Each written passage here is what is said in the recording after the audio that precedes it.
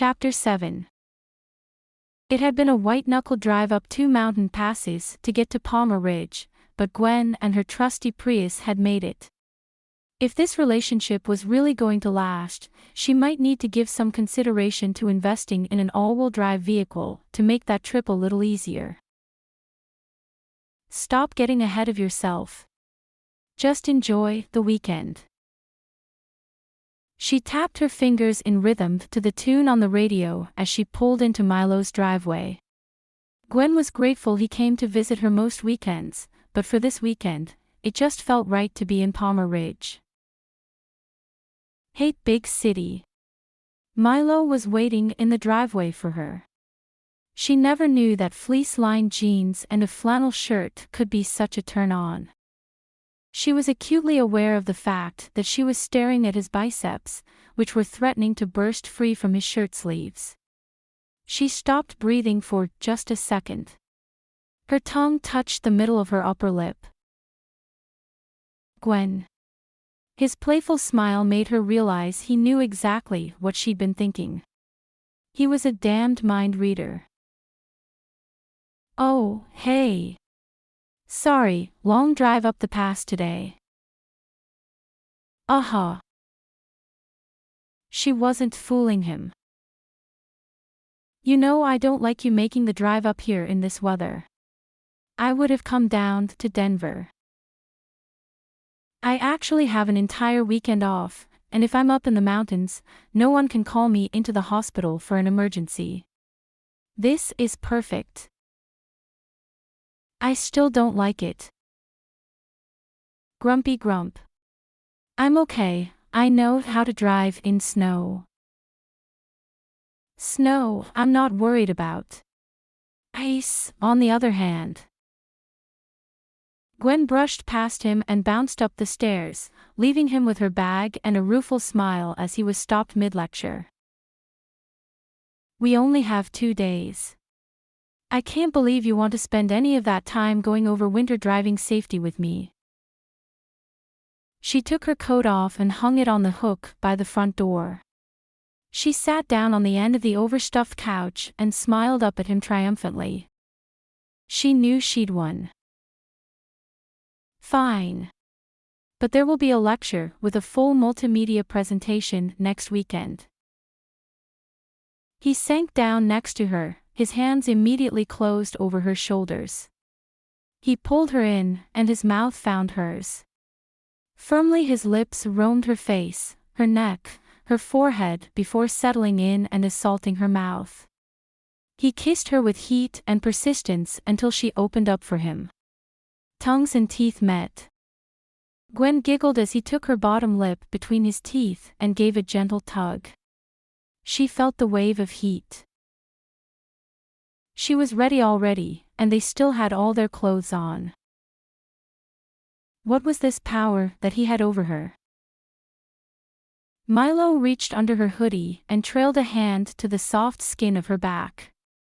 Adeptly, he unhooked the strap on her bra while his other hand was on the bare skin just above the waistband of her jeans. Everything felt so right when she was in his arms. She let out a little moan as his tongue gently slipped into her mouth, sweeping back and forth until she was breathless with delight.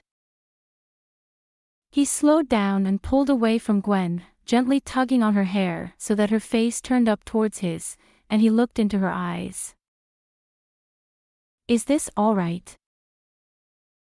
Only you would stop in the middle of foreplay to ensure consent. And I've got to tell you, I find that incredibly hot. She breathed into his open mouth. Yes, it's all right. I've been looking forward to this for a long time. I'm totally ready and totally waiting. I want you so badly, I can't even stand it anymore. As her world swirled to black, Gwen felt more content than she could ever remember feeling. Safe in Milo's arms. They finally made it to the bedroom and spent much of Saturday engaging in the same hot, sweet play that they discovered in each other on Friday. In the late afternoon, After 2 amazing rounds in bed and a tremendously creative shower, they were worn out.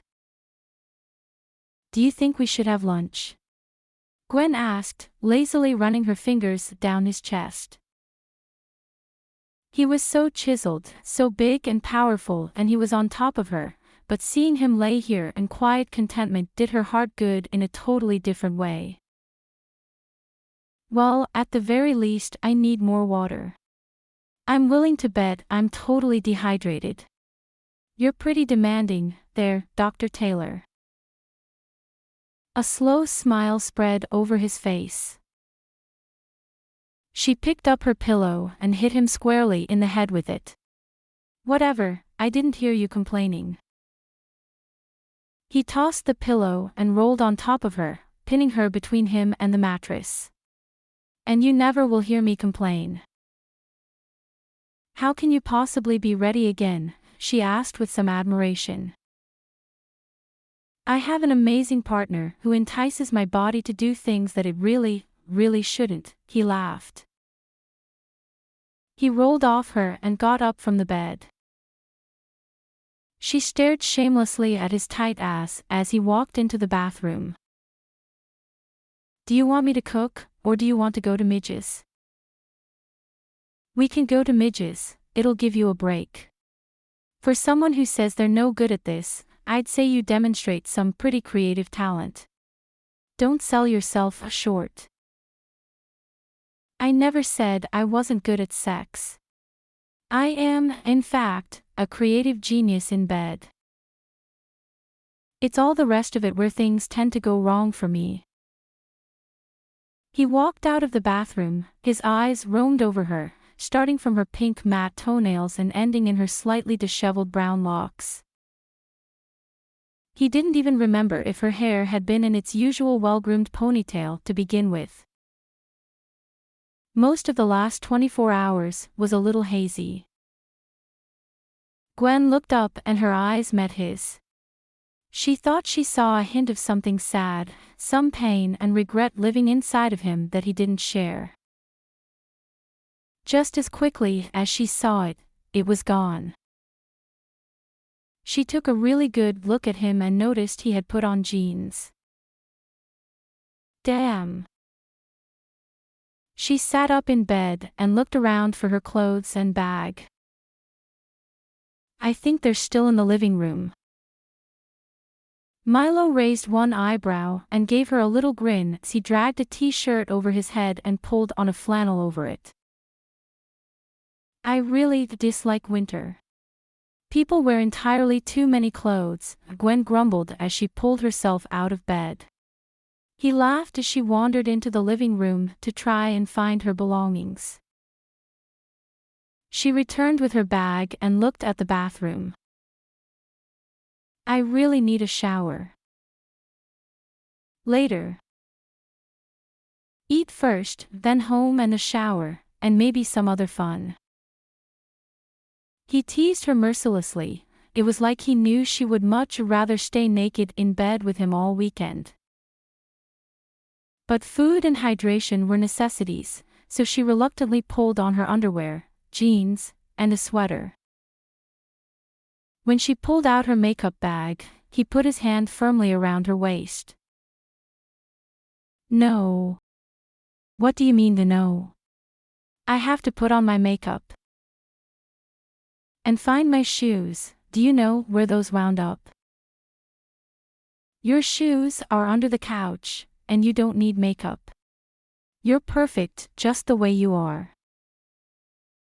And I'm hungry, so let's save us both some time and quit arguing. Just assume that I'm going to win everyone. Let's go get lunch." Gwen let out a loud, dramatic sigh, which he greeted with a smirk. Not quite the reaction she had hoped for. "Can I at least brush my hair?" He pulled her into the bathroom, crowding her up against the vanity, and leaned forward to pick up the hairbrush on the counter. She could feel him press up against her hip. She closed her eyes and her muscles started to quiver. How was it possible to go from 1 to 100 at just the touch of his hand? He gently pulled her long hair so that it fell past her shoulders and started to brush it for her. He started at the top of her head and slowly ran the brush through her golden brown tresses over and over again until they shone, hanging just below her shoulders. He picked up the end of her hair to reveal the bare, graceful curve of her neck. Milo leaned over and kissed it, then nibbled on it. She could feel his tongue tasting her, and she let a little moan of happiness slip out. "Oh, baby, if you keep doing that, we're never going to get to eat this weekend." He leaned past her to put the brush down and took a step away. Gwen's taste, her scent. Everything about her drove him wild. It all felt so intimate, so right.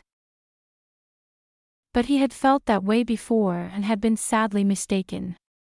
He was not one to make the same mistake twice. They occupied a quiet back booth in the mostly empty diner. Gwen could hear the wind crying as it wound itself around the building. The windows vibrated. No one else in town seemed to be concerned about what looked to be an impending snowstorm. Well, not much she could do about it. She figured she might as well enjoy the view. Milo sat across from her, his eyes fixed on her face as if he was trying to memorize her eyes, her cheekbones, her lips. That sadness was back. Gwen almost couldn't stand it. She wasn't sure what was worse, seeing that sadness in him, or not knowing what put it there. She had seen it there before, in moments when his guard had been down. But he'd never talked about it, and she hadn't wanted to pry. Midge came and put 2 heaping plates down in front of them. "First time I've seen you get the meatloaf plate, Milo. That's a really hearty dinner." There was definitely a gleam in her eye. Was that curiosity or enjoyment? Seemed like a good idea on a cold winter's day, Midge. He looked down at the plate as he spoke. Midge turned to Gwen and gave her a wink before mercifully leaving them to eat their lunch/dinner in peace. They sat in silence and ate, both hungrier than they'd realized. Once their plates were nearing empty, Gwen decided to take the plunge. Looking Milo squarely in the eye, she asked the question that she had to know the answer to. "So, who exactly hurt you?" "Well, you certainly don't beat around the bush, do you, big city?" His breathing was shallow. His eyes darted between her face and the table, not quite sure where to land. He shifted in the booth and placed his hands flat on the table, took a deep breath and looked into her eyes. "It was a long time ago, Gwen. I'm pretty sure you don't want to hear about it." "I'm pretty sure I do. Milo. I can tell you're carrying that hurt around with you. I genuinely care about you, and I feel like this could be the start of something amazing. But I'm an open book, and you're clearly not. I need to know what's in the shadows. There's no way this will work if I don't." She said it all in one long breath, afraid she was going to lose her nerve if she didn't get it all out there on the table. He swallowed hard, trying to dislodge the lump in his throat. Gwen could sense he was wavering. She just hoped to God that whatever it was something they could get past. She held her breath, anticipating and dreading his next words with all of her soul. "I was working in NASA in D.C. Her name was Macy, and she was the most brilliant engineer I had ever met. We met and it was like a jolt of electricity. She had this way of knowing exactly what you were thinking. It was amazing right from the start. We worked together on a few projects. Things got intimate fast, and it felt right. In less than 6 months I had picked out the ring. He paused and took a sip of water. When he put the glass back on the table, Gwen slid her hand across and laid it on top of his. He stared at their joined hands, as if he wasn't quite sure what they meant. I was sure this was love. I was so inexperienced. I had worked so hard at my career that I hadn't put any time into having a personal life. But she told me she loved me, that she wanted to spend the rest of her life with me. She said yes. We talked about having a family. The bitterness in his voice made Gwen really dislike this Macy person.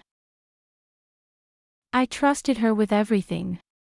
She knew about all my projects. I thought I knew about everything she was working on too.